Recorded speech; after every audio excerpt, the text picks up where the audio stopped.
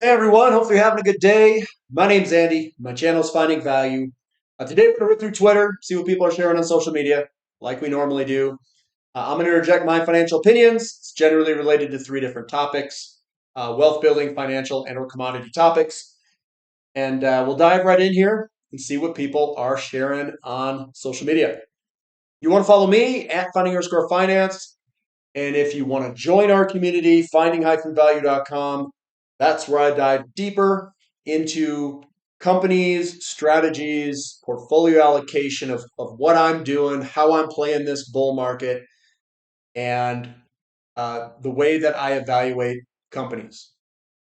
So coming on down to bullish trend, we've got West Texas Intermediate crude. Good news for the bulls. Point and figure chart at $95 a barrel. That's what the point and figure chart is. Generally based off of patterns, you get these price objectives, which is basically coming back here. To me, this kind of looks like a double bottom that we are potentially putting in, and maybe eventually we'll work our way back on out of this. But $95 is what the price objective is. I have seen this fail numerous times on point and figure charts, so I'm not putting a lot of um, probability on it. I would just say there is a probability on it. It's greater than 50%, but I've seen them fail as well. So just keep that in mind. Aaron Lehman says a friendly reminder that the free market will not solve the housing affordability problem. New supply alone will not make houses cheaper, not when every predator and opportunist under the sun is waiting in the wings to mop up the affordable inventory. The U.S. construction sector is still firing on all cylinders, and we're barely making a dent in housing inflation.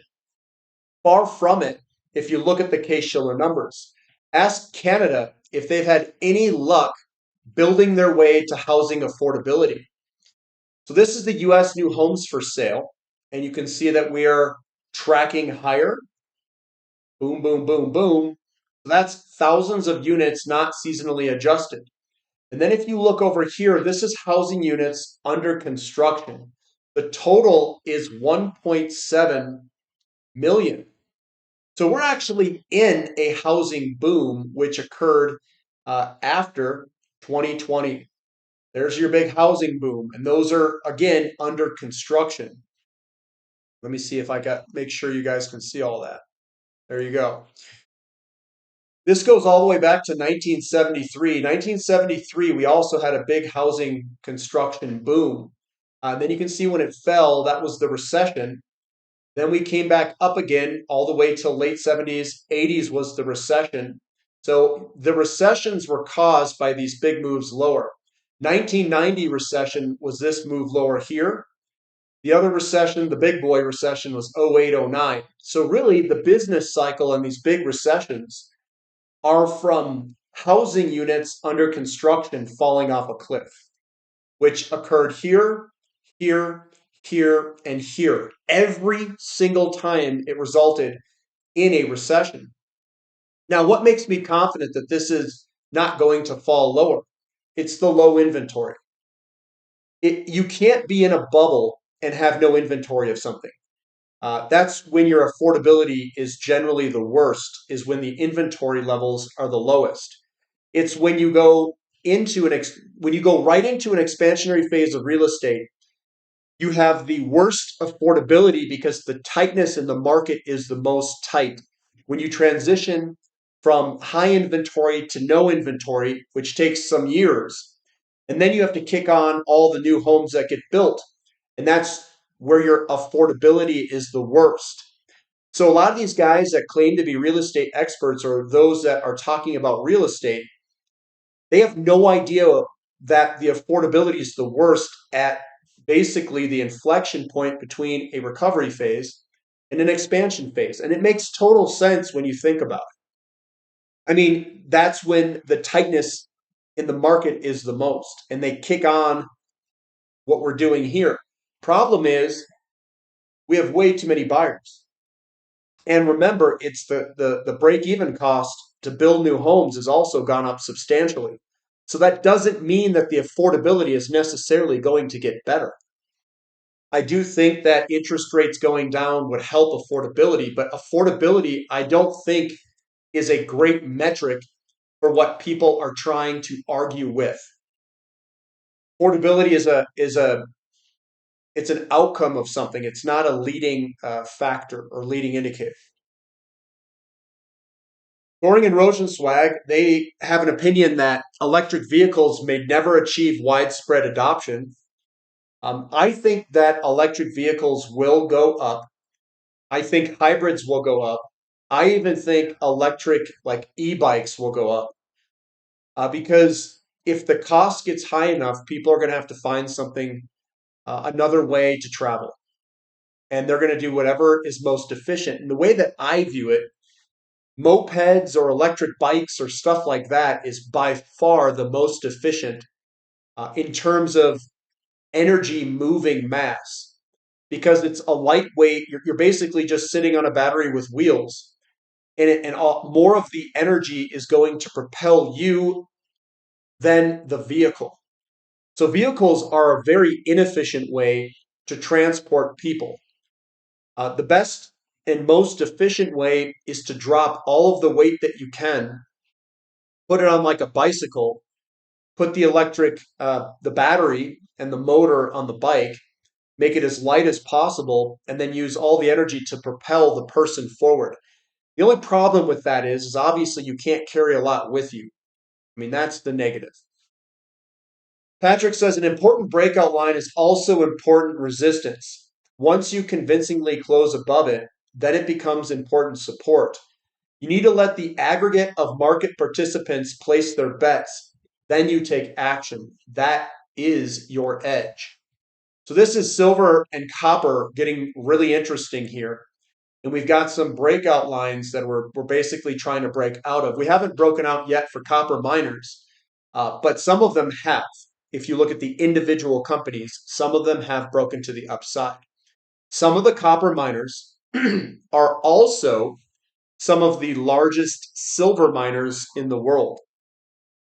So that is also something to keep in mind. Is a lot of the big copper mines produce quite a bit of silver.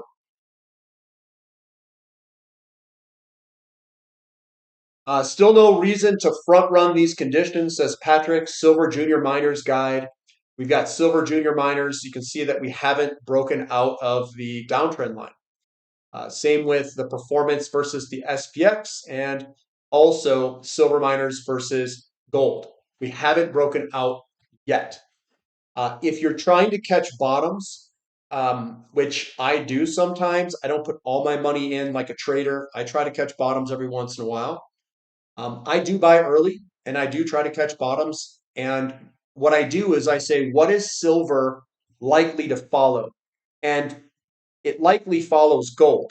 Gold has already broken out.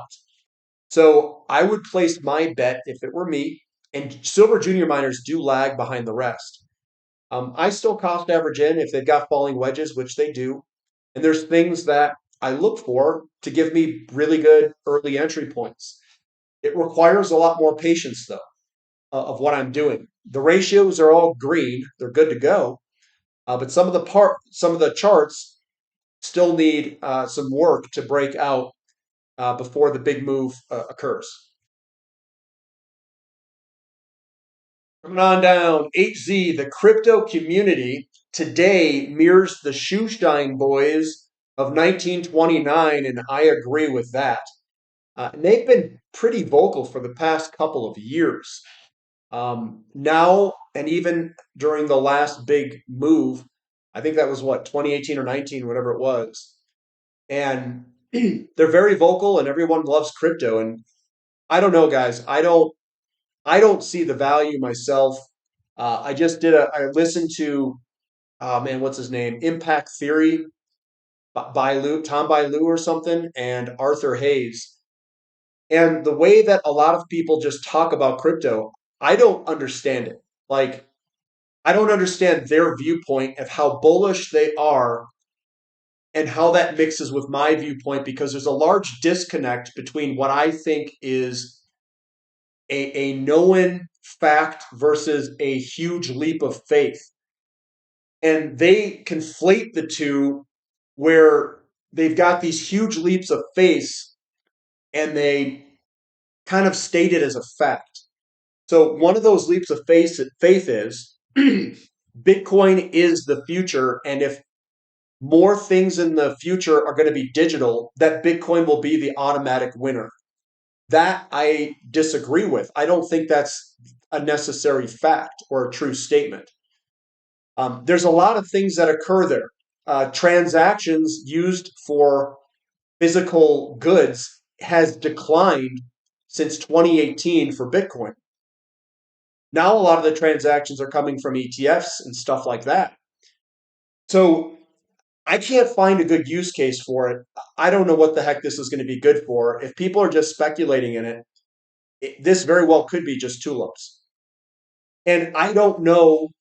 Everything I hear and what is related to facts are all highly debatable. It's not like stating a fact like gold is on the periodic, it's an element on the periodic table. Like that is a fact. Gold has been used as money for a variety of countries. That is a fact. You can state that economies, the most successful economies in the world, have been started from by gold.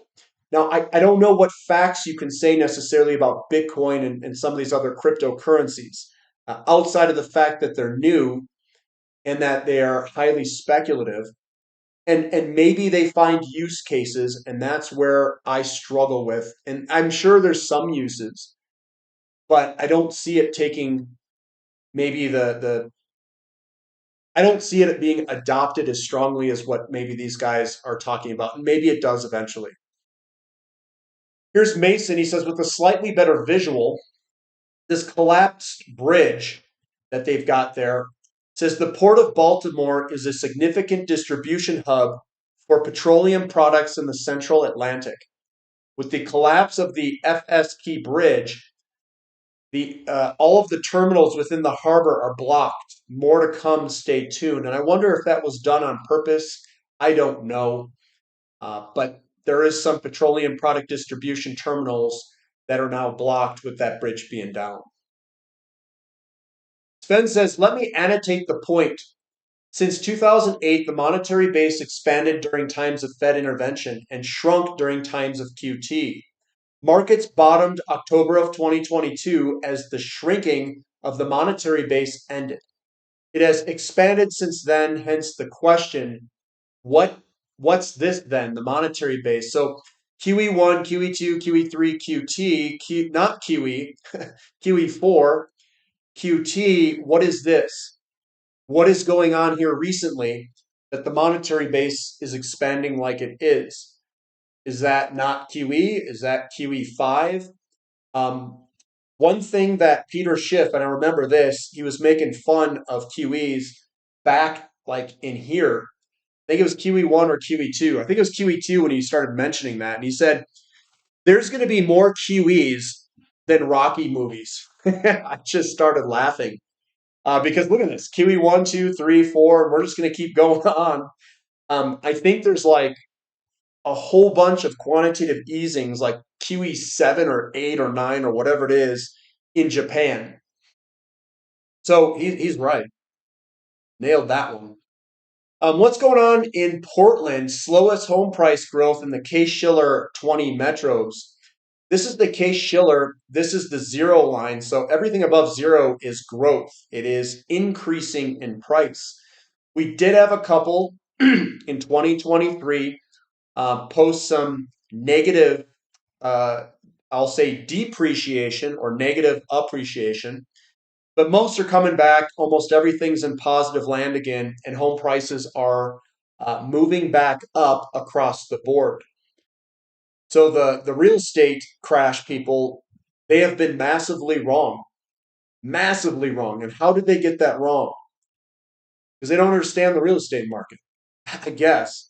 If you don't have inventory, you don't have a bubble, because in order to have a bubble, you have an excess of inventory. Like it's by definition. At least that's my take on it. And yes, you could have swings and slowdowns, but this isn't a gigantic bubble necessarily. It looks like there was probably some overbuilding in some areas, though. I want to make sure we all understand now that for the last 18 months, the X accounts that promoted the collapse of the median sales price of new homes as a 2008 premise had no clue what they are talking about. Totally agree with that. In fact, we should be laughing at them. For every terrible X account for the last 18 months who said the median new sales price is crashing, it's housing 2008. Here's Toll Brothers stock price versus 2008. Stop embarrassing yourself. If anything, make a case that they're short term overbought. And here's the Toll Brothers stock price ripping, just like all the other home builders too. Lennar Corp, KB Homes, on and on and on and on. They are wrong. Love it. Most common thematic natural gas question today is what will data center energy consumption mean for domestic natural gas power burn consumption? So here's some of the thoughts here. This is some of the analysts looking at how much annual energy consumption could come from these data centers. And look at this thing just rip to the upside. It's almost like a geometric function here. So a lot more energy or electricity consumption will be coming from these data centers. And a lot of it could be coming from natural gas. So first we could look like what could this look like is what he said. Estimates vary. Let's look at the graphs here. This is the 10-year load growth forecast trend, and this is in percent.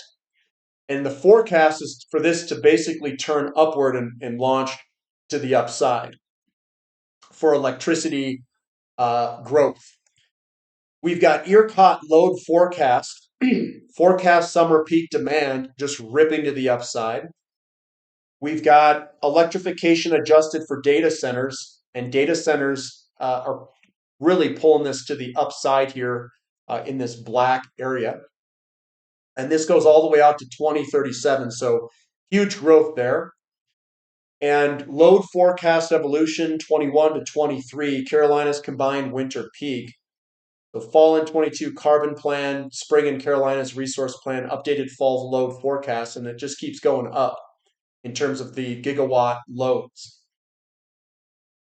Coming down, I'm going to skip through that.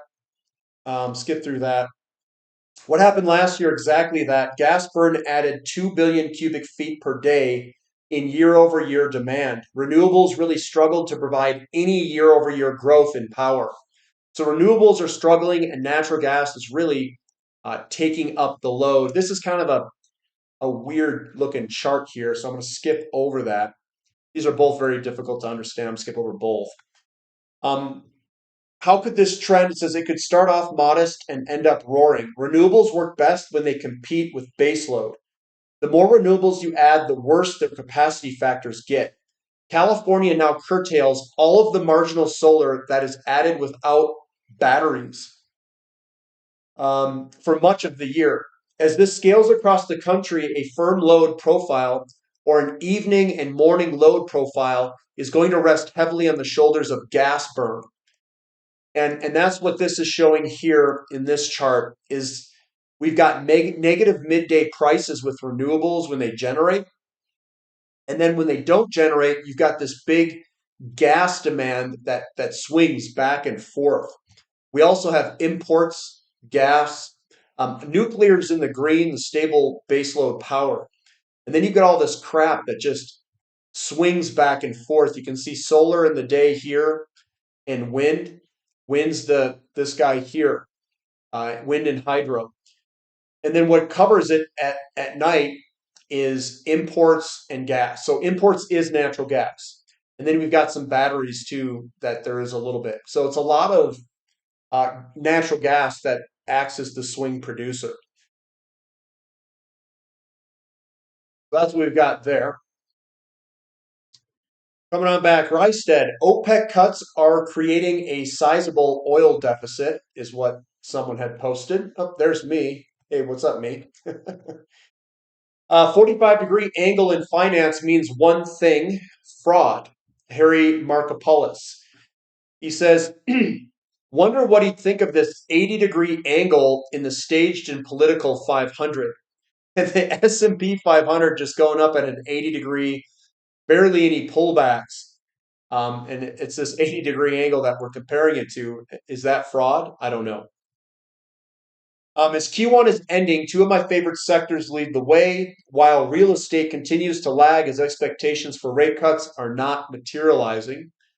This is 2024 S&P 500 sector performance. You can see energy is up there.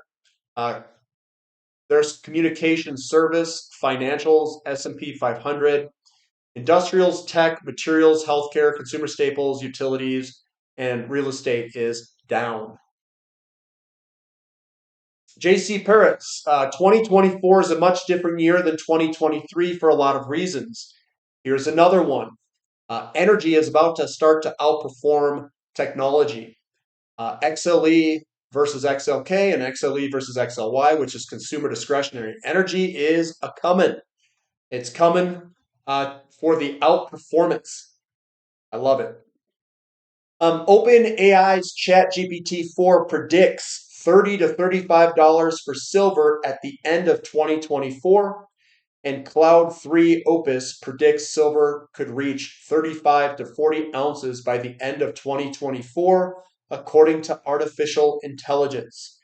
But they might be missing the JP Morgan price controls. So maybe AI needs to learn about JP Morgan first, maybe. But either way, I'm bullish silver. I hope that is the outcome. Stephen, with a last name I can't pronounce, global coal demand is proving remarkably resilient. That's thanks to China's energy security push and rising Indian consumption. Producers are preparing for a future where they will be required for decades. And that's kind of counter to what most people think. They think coal's just going to be swiped left out of this world. I don't think so. I think that coal is probably underinvested in at this moment, and that could be a huge generation for dividends over the next few decades. Yes, I said decades, and I'm talking about monster dividends. I'll take it. I'll take the dividends, guys. Give me 15 to 20% dividends. I'll be in it all active. Here's some interesting information here. This is an older 2002 study that compares year of a retirement versus years left to live.